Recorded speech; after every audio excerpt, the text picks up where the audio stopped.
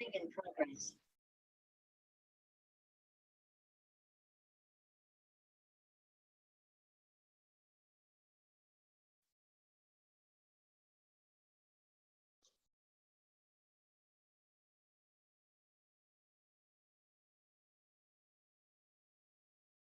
Good afternoon, everyone. I'm going to allow just a few more moments for our attendees to come in and join us, and we'll get started shortly.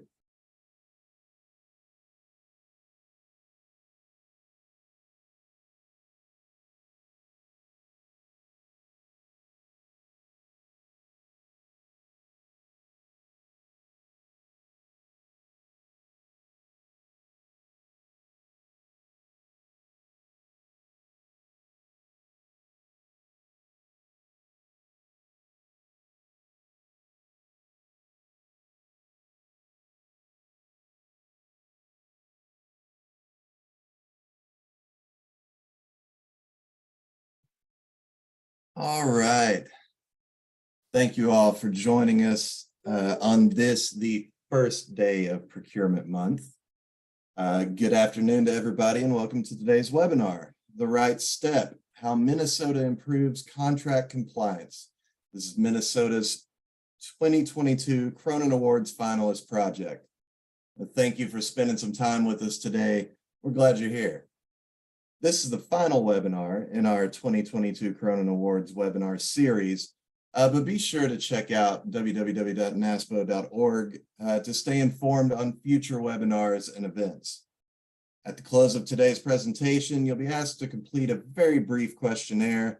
Your feedback is very valuable to us here at NASPO. And today's presentation is good for 1 contact hour. So to get your CEU certificate, simply complete the questionnaire following the presentation. Before we begin, I'd like to take a moment to explain the format of today's webinar. All attendees are muted. You can enter comments and questions in the chat box. If you'd like to ask our presenter a question, you can type it into the Q&A box at the bottom of your window. Questions will be addressed during the Q&A session after the presentation. I'm very pleased to introduce our speaker today. We are honored to have with us Jeremiah Alessio. He's an attorney compliance specialist with the Department of Administration, Office of State Procurement in Minnesota. He's got over 5 years experience in this role, has worked closely with the initiative he's going to talk about today. And prior to his time with the state, he was in the private sector as a business owner. So NASPO is grateful to NASPO is grateful to have you here with us. And with that, I'll turn it over to you, Jeremiah. Thanks, Chadwick. I appreciate it. It's great to be here today. Again, my name is Jeremiah Alessio. I do go by Jeb. So, just for your information, excuse me. If you're welcome to call me Jeb or Jeremiah, either way. As Chadwick said, I am an attorney and the compliance specialist with the Office of State Procurement for the state of Minnesota. I am here today to talk to you about the Right Step initiative. But before I get started in actually going through kind of the initiative and the program itself, I first wanted to give a little bit of background of why this program, why now for the state of Minnesota.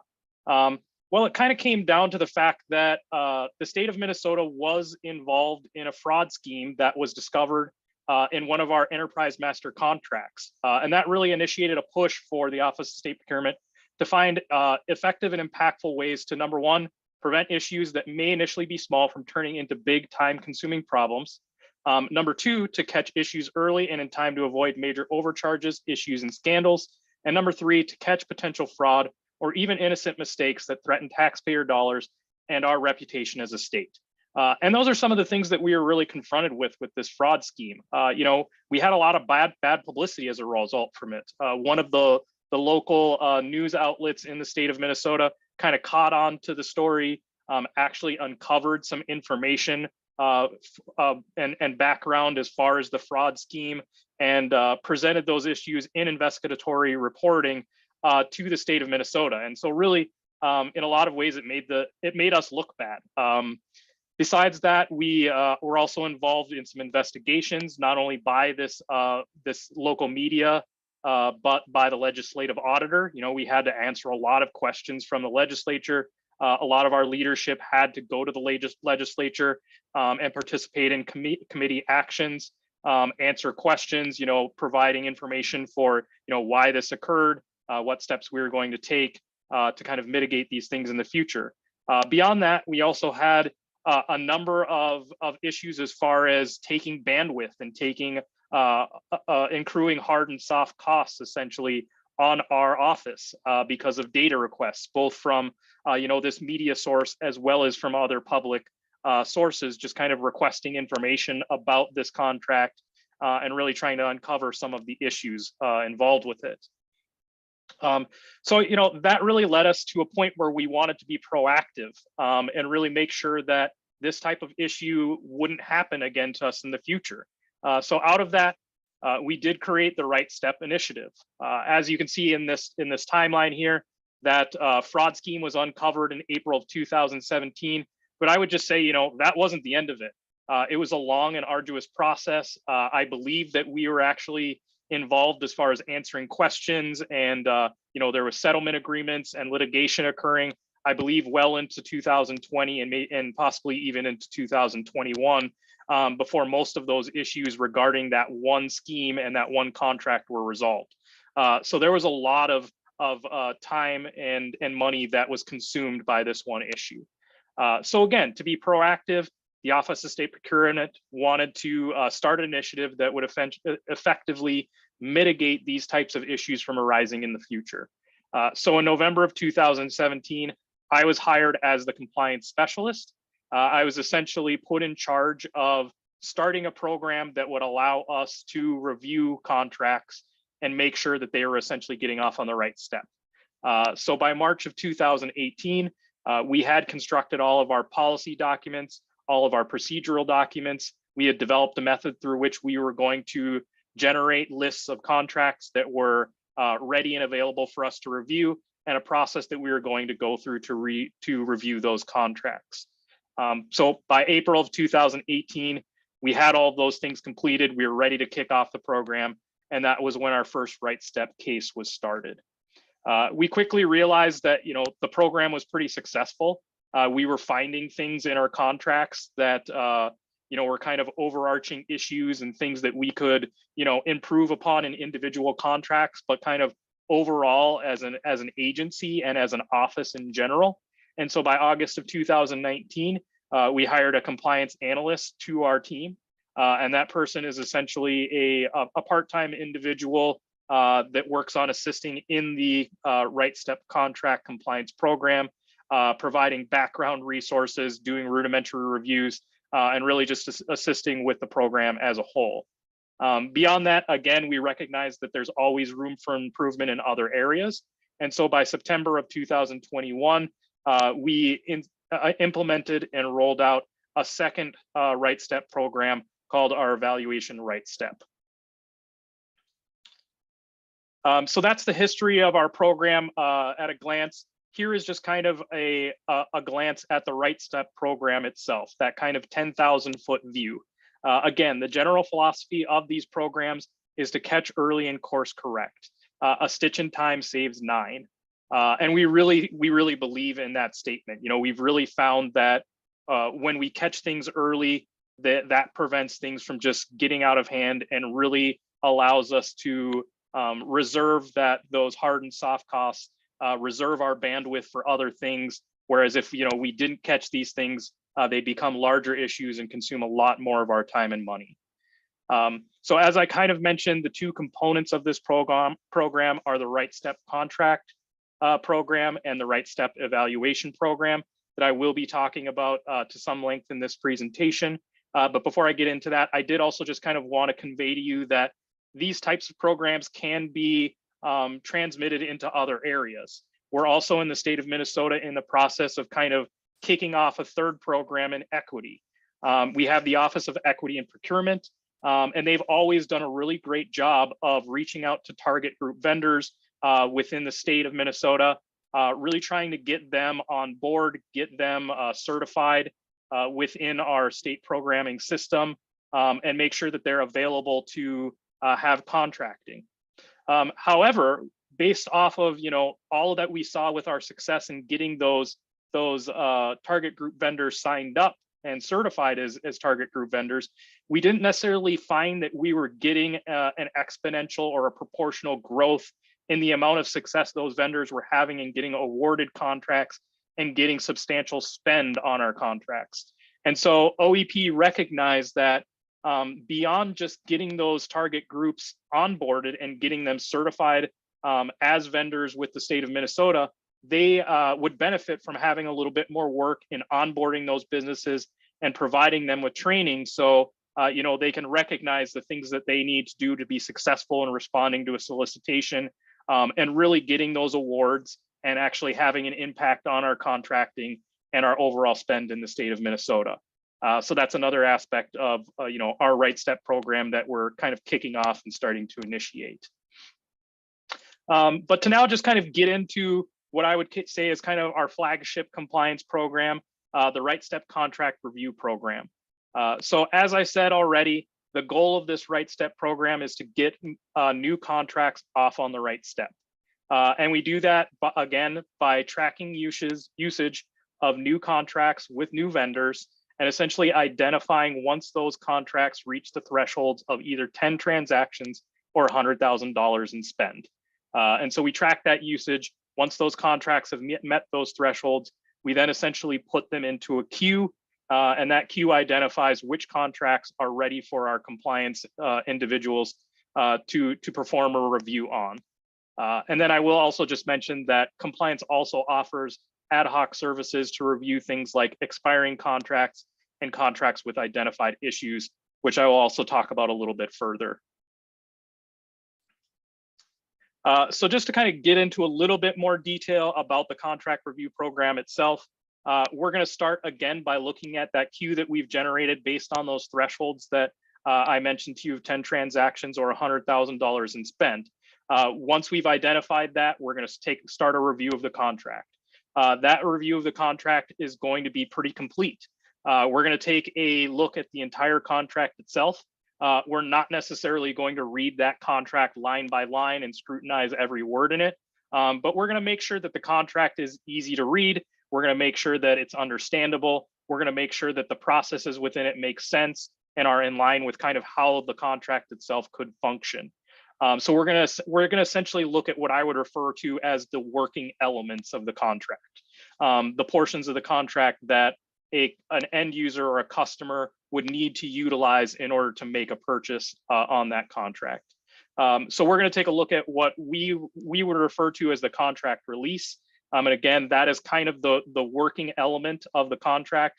It's kind of the clauses and the language and the elements of the contract that kind of go over what the contract is for, who's able to make purchases off that contract, what the process for ordering or setting up an account is, as well as including all of the pricing, all of the product information, all of those types of things under the contract. So that's going to be in our contract release. We're going to review that document again, make sure that everything makes sense, make sure that there's not things that conflict. We're going to take a look at the purchase orders under the contract, again, to make sure that they have enough information in them, that things are in alignment with the contract itself, with the contract release. We're also going to then take a look at a number of transactions. And depending on the structure of the contract, we may look at all of the transactions under the contract, or we may look at a portion or a sample of transactions under the contract.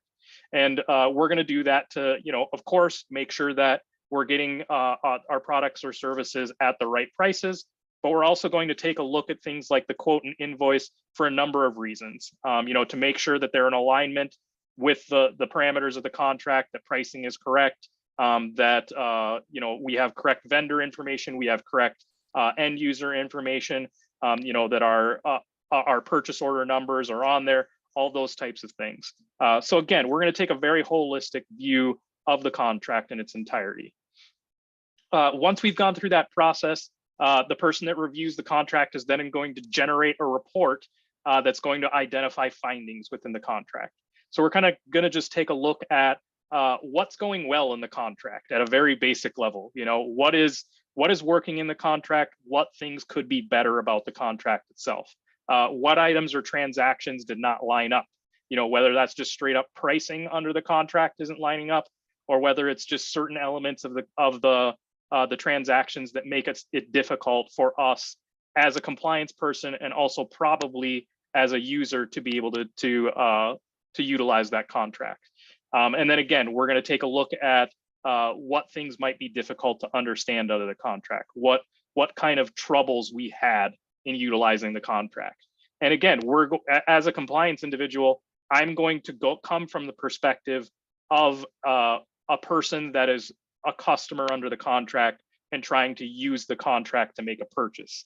That's the lens through which I'm going to look at this contract of, you know, what other things would be useful in this contract in order to make it more usable to me. So once we've identified those findings of things that, you know, are not working so well, we're going to provide recommendations in a report. You know, we're not just going to identify things that are wrong with the report and leave that contract owner hanging. We're going to make sure that we provide recommendations for ways that we can improve that contract and the best practices for that contract moving forward. You know, that may be additional clauses in the contract. It may be additional instructions in the contract. It may be a restructuring of the way pricing is done, or how we name things within the contract. It may be clarifying language or processes. So we're going to essentially identify findings, and then we're going to provide a recommendation moving forward for every finding that we have in that report. Once we've completed that report, whoever has performed the review is going to then provide the report to whoever owns that contract, and they're going to work with any of the interested parties to resolve those issues. So again, we're not just going to leave those individuals hanging. We're going to provide whatever assistance is requested from us to essentially resolve the findings that we identify in our review. So, you know, we're going to help with any sort of coaching to contract customers, owners, or vendors. We're going to provide to them best practices moving forward under the contract. We're also going to, if necessary, work with them on recovery of any overcharge transactions. And that's something that we do see. You know, unfortunately, we do identify transactions in our contracts where our users have been overcharged. And so we're going to work to recover any of that money for our customers, as well as make sure that, you know, we put some sort of process in place, or we have some sort of assurance in place that whatever issue led to those overcharges is going to be corrected in the future. So I did mention that we had the Right Step initiative, as well as the fact that we do offer ad hoc review services to our customers. And so I also just kind of wanted to give you a really high level overview of what the distinction between those two processes might look like. So to start with, the Right Step program is what I've been describing. It's a program that's initiated by OSP compliance, and it's based on a generated queue. Again, it's going to start with those new contracts with new vendors. It's going to have that threshold of 10 transactions or $100,000 in spend.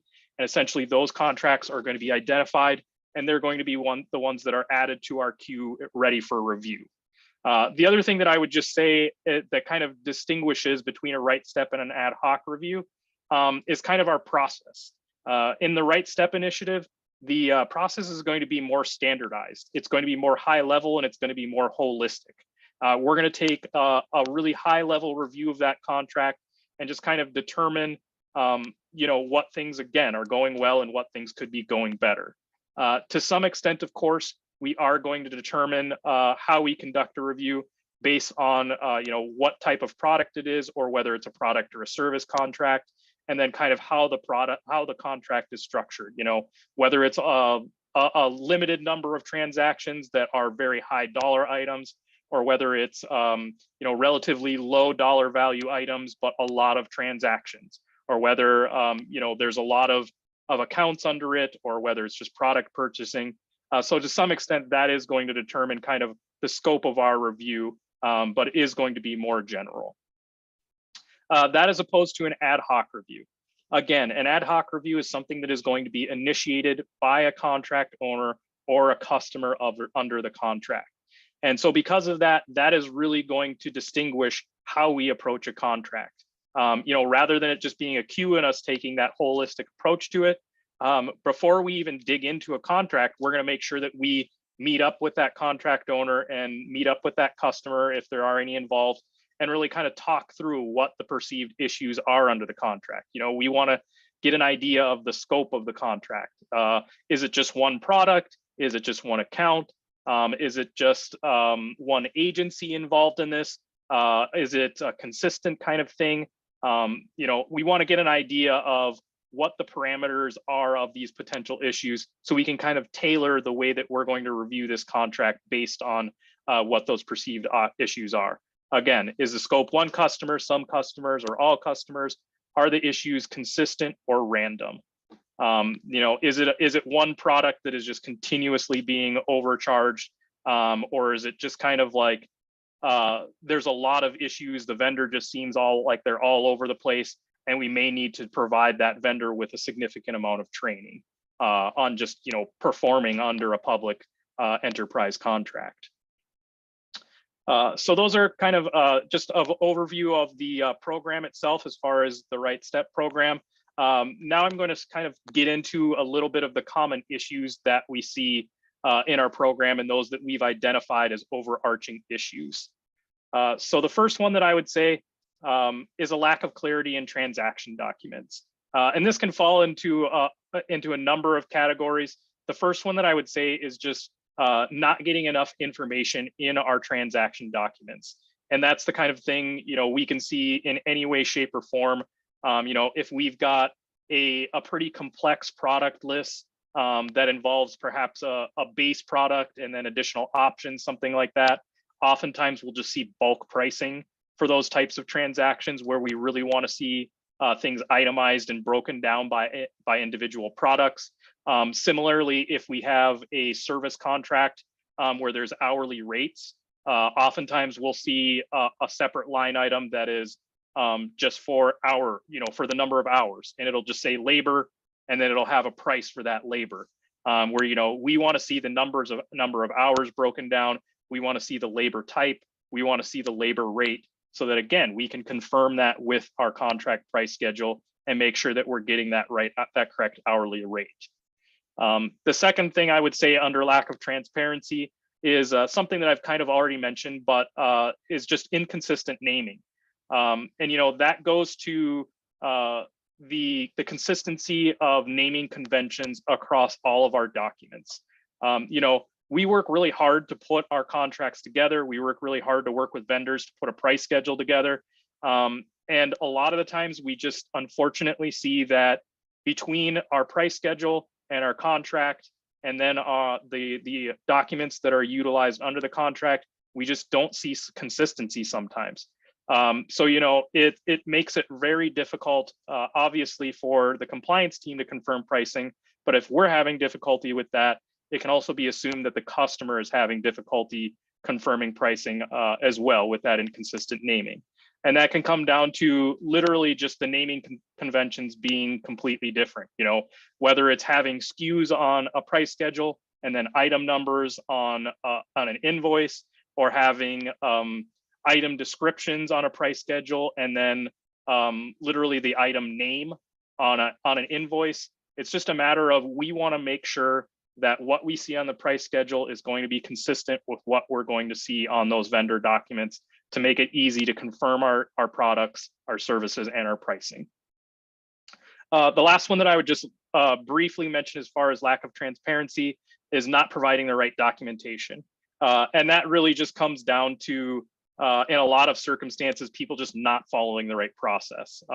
We see a lot of instances where we'll get a transaction document, and it is literally just an email from a customer saying, hey, I need 4 Dell computers and 6 wireless keyboards. And the vendor will write back and say, sounds good, we can provide that to you. That's going to be X dollars. And for their purposes, that essentially is the request for the product and the quote from the vendor. which, that's just not in line with the process that we've laid out in our contract. And we need to see actual documentation in a quote, in a request for those particular items in that process. So those are things that we want to correct as far as clarity in our transaction documents. The second thing that I would say is off-contract purchases. And off-contract purchases aren't the largest issue. It's not a huge deal, but it is something that we want to make sure we correct for a couple of reasons. Number one, it creates inaccuracies in our usage reporting. The state of Minnesota, like any other state or public entity, I imagine, wants to track usage of its contracts. We want to know who's using the contract. We want to know what they're purchasing under the contract. We want to know how much money is being spent on the contract. That helps us in modifying the contract, in creating differences in future iterations of the contract, and just having a good idea of how necessary this contract it actually is for our purposes. The second thing I would say that we want to look at for off-contract purchases is it creates problems for our customers because they're in all likelihood going to be unable to enforce the terms of the contract for an off-contract purchase. Again, we work really hard to go through negotiations with vendors to get a complete contract in place. And if a customer is making a purchase and a vendor is allowing an individual to make a purchase for a product that is not actually on a contract, we have a pretty hard time arguing that the parameters and the terms and conditions of our contract that we have in place are going to apply to that particular product. And so for that particular product, our end user, our customer, is likely going to be at the mercy for the vendor for whatever their terms of purchase are for that contract, or excuse me, for that product. And lastly, the last item that I have here is overcharges. And this is obviously, kind of the one that's going to set off sirens and alarms and those types of things. And we do see overcharges. That's something that is honestly not completely uncommon to see on our contracts. And again, that's something that we want to mitigate and we want to identify very early on. We see our overcharges in a lot of different ways, but again, for the purposes of this presentation, I'm kind of going to put them in a couple different categories. Number one, we see systemic overcharges, and I would kind of identify those as in a couple different categories. Number one, if we're looking at a product-based contract, that product-based contract may have thousands of products underneath it. That vendor that's selling the products may have essentially a product platform that is kind of automated. And so if that vendor enters in a pricing for one of those thousands of products or a few of those thousands of products within their system, every time we make a purchase of that item, we're going to get it at an incorrect price. So that is something that we see we would identify as systemic. The other thing that we would identify as systemic is, again, something like for a services contract, if for whatever reason we have a customer that reaches out for that vendor may have a customer service representative that isn't necessarily familiar with the contract, or our customer may not identify the contract appropriately. And so for whatever reason, that account may get set up not as a contract account. If that's the case, thereafter, their monthly charges for whatever service that they're requesting is likely not going to be in compliance with the contract month after month. And so those are things that we identify as systemic. Once they're identified and once the scope is identified of those kind of systemic issues, they're normally pretty easy to resolve. The second one that I would identify is manual overcharges. These are oftentimes usually one-off issues, and they oftentimes, unfortunately, usually stem from procedural issues or customer service issues. A lot of the time they occur, from our experience, for larger purchases. Again, for purchases oftentimes where there's kind of a base item that the customer is purchasing that involves a lot of other intricacies or options or those types of things. And again, it can be a situation where they go to place an order, whoever the vendor representative is may not necessarily be as completely aware of all of the terms and parameters of our contract.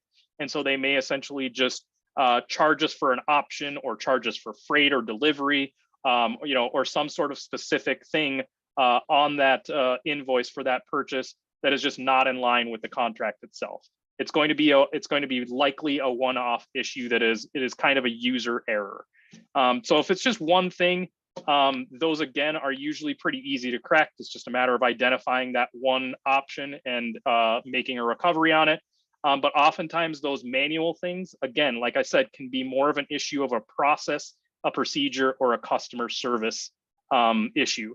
And so oftentimes those procedural and customer service issues are a lot more difficult to remedy and really take some time in working with the vendor to make sure that we can resolve. The last type of overcharge that I would just like to point out are ones that I would say are unique to the public sector. The example that I always give is taxes. The state of Minnesota, probably not unlike a lot of other states, pays our sales tax on purchases directly to the Department of Revenue. And that is for almost all products that we purchase. However, if you're a private entity, that is not common knowledge necessarily, and that is not part of your common practices. A lot of vendors are going to have invoicing systems that are essentially set up to automatically calculate sales tax for a product just based on the location of the purchase. And so they're going to have that, again, systemically in their invoicing platform. And so just automatically calculate sales tax. Again, that's something that is, a pretty innocent mistake, but it's something that we do see fairly regularly and something that we just need to be aware of as part of a public sector procurement outfit.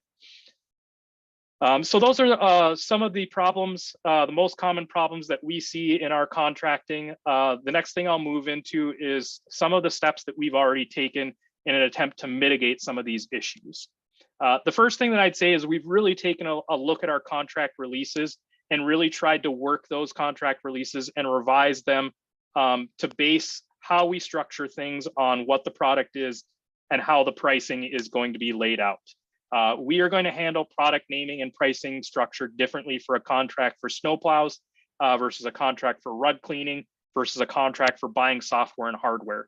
The process for making those purchases, the way that a price schedule is going to be structured, the process for setting up an account is going to be different based on what you're purchasing and what the process is for purchasing that product. So we're really going to pay attention to that. We're also going to handle a contract with products direct from a manufacturer differently from a contract involving, for instance, a value-added reseller. For a direct from manufacturer product contract, we're probably going to be in a discount off pricing scenario where that manufacturer is going to be providing us with their retail price, MSRP, and essentially saying, we're going to give you a discount off of this. Whereas with a value-added reseller, we're probably going to structure the contract more in a cost-plus pricing design, where we're asking that VAR to provide us with the cost that they get that product from the manufacturer, and we're essentially allowing them to add on a percentage increase to the cost that they pay from manufacturer. So those are things that we're really going to pay attention to in providing instruction and providing processes within our contract release. The second thing that I would say is we have implemented some additional training for OSP and enterprise buyers on using our master contracts. We have a fairly in-depth training for any of our potential buyers that want to get certified to make purchases in the state of Minnesota. And we have done a lot of work to add training to those potential buyers to make sure that they understand these processes and they understand these documents. So we have implemented an exercise for those potential buyers to go through, have a look at a mock-up of a contract release, and essentially be required to answer questions about that contract release. Make sure that they understand what it looks like, make sure that they understand the essential elements of that contract release, and that they're able to really follow and understand how they would make a purchase. Likewise, we have an exercise where we're then going to utilize that contract release and have a mock-up quote that a customer may see if they were using that contract release. And so we're going to have that mocked up quote. That initial mocked up quote is going to have a number of errors, omissions, those types of things in it. And we're essentially going to ask that prospective buyer to take a look at that quote, take a look at the contract release they've already been made privy to, and identify any issues or omissions that they see in that particular document and how they would correct them. And this essentially gives us the knowledge that those prospective buyers have the ability to go through these documents and identify issues and correct them and make sure that they're getting products in compliance. And it also, just gives them that basic look at those so they can familiarize themselves again with those documents and the processes themselves. The next thing that I would say is a really good thing that we've done is we have implemented a process whereby we now vet those vendor documents as part of our solicitation and award process. So now our vendors, if they want to provide a response to a solicitation, they also, as part of their response, need to provide us with any quotes, invoices, or other documents that they would be utilizing as part of the contract. And we do that for a few reasons. Number one, we want to make sure the document has all the information we need. That's something that I've already kind of hit on to a good extent in this presentation. We want to make sure that things are itemized, labor is itemized. We want to make sure that our purchase order number is on that document. We want to make sure if there's delivery that we've got a start and stop point for delivery so that we can do a correct calculation of mileage for delivery pricing, all those types of things. Number two, we want to make sure that there are not any additional terms and conditions on these documents. We work, again, very hard to get to an agreement with a vendor. We have our terms and conditions in our overarching agreement. We want to make sure that these documents that are kind of ancillary and the working documents for the contract are not going to conflict or derogate with our overarching contract. So, we want to see those documents beforehand and make sure any of those additional terms and conditions that a vendor might have attached to their quote or invoice are eliminated. Number three, we want to set the baseline for document expectations under the contract. So again, we go through that process. We look at those vendor documents, the quotes and invoices. We get them to the point where they're acceptable to us. They have the necessary information in them. They don't have any additional terms or conditions that we don't want in there. We then attach those documents to our contract release for viewing by our customers. And again, this makes it so our customers have an expectation for what they're supposed to see when they make a purchase, but it also sets that baseline. It allows us for, in those situations where we have a customer who gets a invoice that has, 1, 2, 5, or 10 additional pages of terms and conditions in them. We can then go to that vendor and say, no, you provided us with this invoice as part of your response. This is the approved invoice that we have. This is what they need to look like. This is what our expectations are for the future. The last thing that I would say is we have really tried to focus on compliance to a great extent in our newsletter. We do have a newsletter that goes out to our CPV customers and our agency customers. And we've really tried to have some articles in there and some coaching tips in those newsletters that kind of focus on some of the overarching issues that we see in our reviews. What things you should be looking for, what your best practices are, what things you can do to mitigate these issues moving forward. Okay. So those are steps that we've taken. Then I will now just kind of briefly get into metrics. So the first metric that I have here, over $700,000 in agreed upon recovery for the Right Step contract program. And when you'll notice in there that it's in agreed upon recovery. And the reason that we have in agreed upon recovery is we have agreements in place to recover over $700,000, but we do allow our customers the option for how they would like to recover that money. And so in some circumstances, a customer may just want a check cut to them. In other circumstances, a customer may prefer to have just credits to their account and just have continued crediting on their account until essentially that runs out, and then start paying for the products or services if it's something that they know they're going to continue to purchase or a service that they know they're going to continue to utilize. And so that is actual dollars that we have identified on contracts that we've reviewed, and money that we have recovered or in the process of recovering for our customers. The second thing that I've identified here is cost avoidance. And I don't actually have a number for that because in all honesty, our cost avoidance and our cost savings for future are fairly incalculable. Just to provide you an example, I had mentioned before that we implement cost plus pricing in some of our contracts. And I don't want to get too deep in the weeds here, but one of the things that we identified on some of our contracts that were going to be structured for cost plus pricing is that when we received responses from vendors, we noticed that occasionally we were receiving different methods for calculating cost plus pricing being proposed by our vendors. And the way that I would kind of break this down is a method of calculating increase by multiplication or by division. And so just to kind of get a base level here, if you've got a product that's $100 and you're offering a 5% markup or increase on that item, if you're looking at what we would identify as the multiplication method, you're going to take $100, you're going to multiply that by 1.05, and you're going to get the result of $105 to the customer for that product. However, what we did see in some of the responses from our vendors is a different method that I would call the divide method.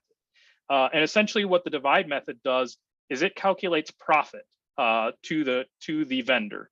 And in doing so, rather than multiplying by 1.05 in that same scenario, you're going to take that $100 purchase, you're going to divide it by 0.95. And if you do it in that method, you're going to get the end price to the customer of $105.26. And so it's a difference of 26 cents. It doesn't sound like a big deal, right? But if you're talking about a contract that has $50 million in spend per year, that 26 cents per $100 is going to result in about $130 in additional charges per year. So again, when I say that that cost avoidance and cost savings is really incalculable, those are the types of things that we catch sometimes. And if we catch those things before they become an issue, we are really saving a lot of money and avoiding a lot of costs, not only in the overcharges themselves, but again, in that back-end compliance, in those hard and soft costs in resolving those issues, if they were to persist for years. The last thing that I would just kind of identify, which again, I'm not going to get into really great depth on, is the ability to track trending data. And the reason I'm not going to get into very great detail on this is that this is information that we essentially have the ability to track. And on some level we do track, but we don't consolidate in any way. And to this point, we haven't really utilized for our overarching program. But essentially performing these reviews and identifying these issues does allow you to track data at an agency level, at a contract level, at a vendor level, and a buyer level. So if you were to implement a program like this, you could essentially codify all of your issues and by transaction, essentially identify whether it was a good transaction or whether there was particular issues with that transaction. You can then consolidate your data and essentially filter that data based on agency or vendor or buyer to basically identify how well that agency is doing. What percentage of transactions do they have that they're overcharged on? Or on the buyer level, if you are considering a buyer, you could look at, we've reviewed 200 transactions for that particular buyer, and they have X percentage of transactions that are not in compliance with the contract. And so you can work to, at any level that you want to really kind of mitigate those particular issues. So I've talked about the Right Step contract program. Now I'm going to just briefly get into the Right Step evaluation program. Our professional technical contracting team provides oversight and assistance to our agency partners on intellectual contracts.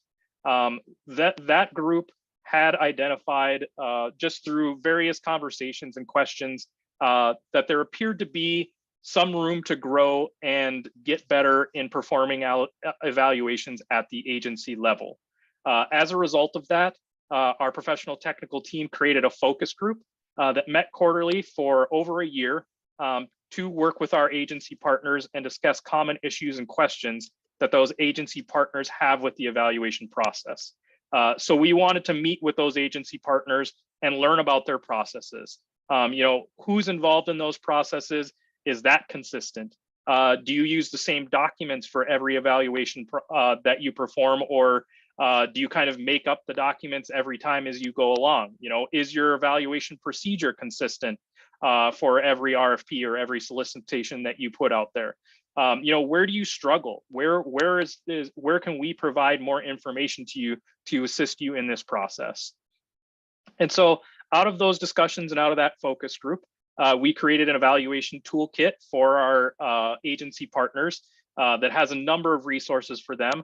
It has things like consolidated documents for the evaluation process. We've got our evaluator agreements in there. We've got standardized evaluation scoring sheets for different types of evaluations. But we also have things like FAQs in there for our agency partners, and different timelines depending on the complexity of the project that they're working on, as well as checklists for our agency partners to utilize to make sure that they were conducting the process correctly. Beyond that evaluation toolkit, we also created the Right Step Evaluation Review Program. And this Right Step Evaluation Program, it requires our agencies to send evaluations to the PT team prior to negotiating a contract with an awarded vendor. We're not going to stop evaluations with a proposed vendor or an awarded vendor, but we want to make sure that we get a look at those evaluation documents and assure that the evaluation process was conducted appropriately before we execute a contract with that vendor. So our team reviews the evaluation scoring documents to assure, number one, that they followed the process outlined in the RFP. Number two, that they scored the vendors based on the RFP criteria alone and through an apples to apples comparison of costs. And number three, that the scoring was calculated correctly by the RFP administrator and did not contain any clerical errors. Once this review continues until an agency has successfully submitted 3 evaluations. Once we have reviewed 3 separate evaluations and determined that they are performing the evaluation correctly or have a passing score, we then move them into a slot where they thereafter have to provide us with 1 evaluation a year for our review and a passing score. So I don't have a lot of program stats for the evaluation program. It's a relatively new program, and to be honest, because of COVID and because of bandwidth available within our team, we haven't been able to get really deep and be really consistent with this program. But we've identified scoring criteria, and within those scoring criteria, we require that a agency evaluation scores 75% or higher to pass. At this point, we have an average score of 85.85 out of 100. And to this point, of the 27 reviews that we've completed, we've only had 3 failed reviews that have had to go back and do something over. But even with that 85.85 average, in that circumstance, we're still going to be providing guidance on how to improve that evaluation, and we're still going to be providing best practices to that agency partner. Just a couple of other things to quickly kind of move through in my presentation. Just some overarching benefits that we realize from the program. I would say a heightened level of engagement with our contract customers, contract owners, and vendors. Both of these programs have really allowed us a lot more face time and a lot more honest conversations with all of our partners that we're involved with in contracting. It allows us to have difficult conversations. It allows us to be more a part of their processes and provide them assistance and let them know that we are available. And then with that, I would say that has allowed us to have a heightened level of confidence for our office, our stakeholders, our customers, and our vendors. Our customers know that we're doing this. Our customers know to some extent that we have their back. a lot of our customers may not have the knowledge or the bandwidth to perform these types of reviews and catch these types of things themselves. So I think it does give our partners more confidence in their purchasing to know that we're back there and we're taking a look at these things. But it also makes it so they know that they can reach out to us if they do have an issue. It makes it so they know if they find something that looks wrong in one of their purchases, that we're out there and that we have our finger on the pulse and can really provide them with assistance on how to resolve their issues. The other thing I would say as far as vendors go, I think it has really improved our relationships with a lot of vendors. That may not seem like the case, on its face. But that's something that I was initially concerned about, having those conversations with vendors, because essentially you're going to a vendor and telling them that they're doing something wrong. But I found that especially when you're framing things correctly in your conversations, a lot of the time a vendor is going to be appreciative. I've had conversations with vendors over and over again where they recognize that working with the state, working with a public entity is a totally different animal than working in the private sector. There's other elements, there's other procedures, there's other criteria in place for public procurement that are not necessarily going to be there in the private sector. And so I've had those introductory conversations with vendors, and vendors just really straight up tell me like, yes, we're absolutely struggling here. We're not used to having these additional things in place, and we're admittedly struggling to deal with some of these things. And that really opens things up for us, particularly because we come from the perspective of, we're not going to go to that vendor and say, you're doing this wrong, you're in breach of contract, you need to fix this. We're going to go to that vendor and say, you know what, it looks like you're struggling in this area. It looks like in this particular process or with this particular product line, you're having some difficulty getting things right. Like, how can we improve this? How can we make that better? And again, that really just improves our vendor confidence. It really makes our vendors know that we're there and we want to work with them, and that we value that relationship and want to make that relationship a long-lasting one. So the last thing that I have to go on here, which I'll try to make pretty quick, is just some brief comments on where do you start. If you're looking to start something like this, I would say the first thing that you need to look at is identifying your need and what bandwidth you have available. And I think anything that you do is going to largely be contingent on those two items. As I've said throughout this presentation, we identified that we were going to take a look at new contracts with new vendors, and we were going to take a look at them after there was 10 transactions or $100,000 in spend on them. And that was largely because that was what we felt we were comfortable with as far as our bandwidth. I'm essentially the only full-time person that works on the contract compliance piece of this. And, so there's only so many reviews, there's only so many contracts I can get through. So you really need to identify what need you have if there's specific areas, and then what resources you have available to contribute to that particular need. Beyond that, I would just say, start by taking a look at your high visibility contracts, your high usage contracts, your high dollar value contracts, and your expiring contracts. You want to take a look at those high visibility contracts, because in all likelihood, those are the ones that are going to get you in trouble. You want to identify the contracts that if you can say to yourself, the public would be interested in this, or the legislature would be interested in this. If something goes wrong on this contract, people are going to be interested and they're going to want to know about it, and the news is going to be interested and they're going to carry this story. So, those contracts that have high security issues, or things like that, where again, if something were going to go wrong, there's going to be high visibility on that contract and high interest.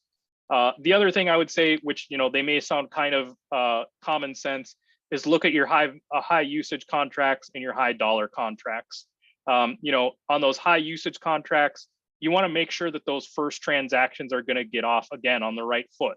If there's just a ton of transactions, thousands of contracts per year, you can usually mitigate most issues that you have with a high usage contract just by looking at the first couple hundred transactions. Usually if there's issues, they're going to come out pretty quickly. And so you can really mitigate a lot of issues in a high usage contract if you just look at them very quickly and get any of those sort of things ironed out. Same thing with high dollar value contracts. Those are the ones that you don't want carrying out. You don't want issues carrying over year after year after year. You want to make sure that you're identifying transactions early. You're taking a look at those first few transactions and making sure that they're getting off again on the right foot, so that if there are any issues with individual transactions, you can work with that vendor, you can work with that contract owner to resolve them and mitigate them so that they don't become large overarching issues 3 to 5 years down the line of the contract. And then the last thing I would just say is take a look at your expiring contracts. That is oftentimes a perfect time to take a look at a contract and perform a review of it. If you've got a contract that's been in place for 4 years and is expiring at year 5, and you're getting ready to start an RFP and getting ready to solicit that contract, take a look at it. Take a look at how it's functioning. That's a great time to see, what things are going well, what things you want to carry over to the next contract, and what things aren't going so well, or what things the vendor leaves something to be desired as far as their performance under the contract, because then you can kind of tailor the way that you're going to construct that RFP, tailor the way that you're going to enter into negotiations with vendors based on your knowledge for how that previous contract was really functioning. So that's really what I have for you today. I think my timing is decent. I've got a few minutes for some questions here. So here's my contact information, and I will be available for questions. All right. Got a question or two for you here. I believe you may have just touched on it a couple of minutes ago, but how did you come up with the threshold of $100,000 or 10 transactions as the threshold for the right step? Yep, and yeah, so that was, kind of as I said, that was just kind of that that need and bandwidth evaluation, and that literally just came down to meeting with my leadership and identifying, the scope of all of the contracts and, what that looked like, and then kind of narrowing that down to, okay, we clearly can't look at every single contract here. We have thousands of contracts. So where do we go from there? And then it was kind of just a process of whittling down that scope and saying, we can't look at all contracts. So let's just look at new contracts with new vendors. And then once we identified that as something that was probably pretty reasonable, we then said, well, okay, we're not going to wait until there's, 4 or 5 years down the line. So let's set some sort of parameters. And so essentially we just started running reports, and we started doing some kind of reporting on, different thresholds, and identifying how many, what our scope is going to be based on different thresholds. And we essentially got to the point where we identified that those 2 thresholds of 10 transactions or $100,000 were still going to be a pretty substantial scope that was going to allow us to take a look at a lot of contracts, but was not going to make it so it's overwhelming to the point where we're just going to, we're just going to have an endless amount of work and really not be touching on as many things as we wanted to. Thank you. So when this process started, it was just looking at new contracts, use of contracts, and then you expanded it to cover RFP evaluations to go back and analyze those. Are there plans to grow this any further to maybe other categories of purchases or solicitation types, or even other agencies or entities within the state? I would say we don't have any concrete plans in place for the development of any new programs. At this point, we are fairly limited by bandwidth. I mean, especially entering the COVID era, our agency, our office very dramatically had to kind of change our focus. And so that took a lot of our bandwidth, even with me. I was hired essentially to run the contract compliance program, but with COVID, I really had to direct some of my attention to a lot of other areas. That being said, we're always making suggestions for other areas that we can expand to. And I would just say, particularly in the expiring contract realm, that's one of the areas that I think we could really develop once we have additional bandwidth, once we have additional resources. I think that would be a really beneficial area for us to start creating criteria for contracts that we could look at that are expiring to make sure that our next iteration of the contract is the best that we can possibly put out there. It looks like we got one question in the chat here. Are there evaluation toolkits available? So do you have like any templates or guidance or anything for that kind of, I'm assuming, RFP evaluation review? Yeah, we do have a complete evaluation toolkit. As I said, it contains standardized evaluation scoring sheets for what we would refer to as a standard evaluation, as well as a two-tiered evaluation. Like I said, it has timelines for what time you should start a process, depending on the complexity and the scope of the project, and kind of where you should be at different points. When you should create your evaluation criteria in the process, when you should bring in your subject matter experts, when you should start getting your evaluation team together, those types of things. We have frequently asked questions. Yeah, I mean, we have a fairly complete evaluation toolkit. If you'd like to reach out to someone in my department or myself, I believe we would likely be happy to provide you with that toolkit. I should also mention though that toolkit is primarily geared towards professional technical contracting. So with Minnesota OSP, we have two divisions. We have acquisitions, that is goods and general services, and then we have our professional technical services, which are essentially intellectual in nature. And that evaluation toolkit is primarily geared towards professional technical services contracts.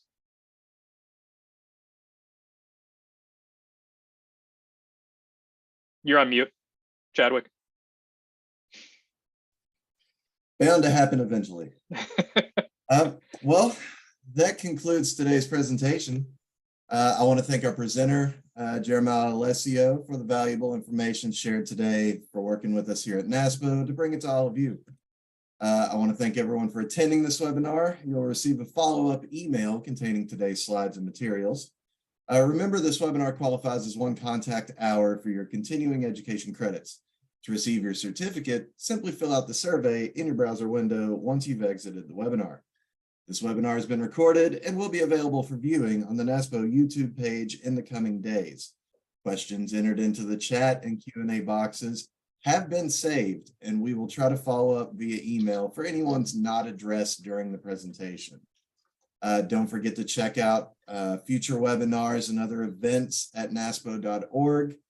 Want to thank Jeremiah again. Fantastic presentation, very thorough. Thank you to all our guests. Everyone, have a great day. Thank you, everyone. Have a good one.